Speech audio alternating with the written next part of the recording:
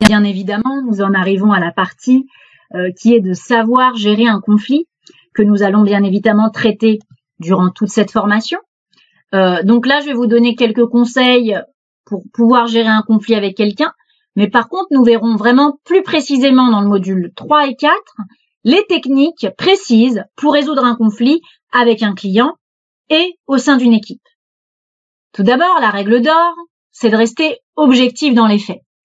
La critique ne doit porter que sur les faits, pas sur la personne, surtout pas. Il ne faut pas interpréter, mais se contenter d'une description claire. La méthode, c'est tout d'abord la phase d'approche. Ensuite, faire parler l'autre sur son besoin et l'écouter vraiment. Cela permet de comprendre ce que l'autre ressent. La troisième étape, c'est de reformuler les deux besoins. Par exemple, je comprends bien que tu aies besoin de plus d'attention. Je peux entendre que tu aies besoin de plus d'attention et en même temps, j'aurais besoin de plus d'écoute de ta part. Et enfin, la recherche de fonctionnement en commun. On peut laisser l'autre proposer en premier. Il ne doit plus camper sur ses positions. Il est donc important de reconnaître les compétences de l'autre pour mieux résoudre en groupe les problèmes futurs dans une meilleure collaboration.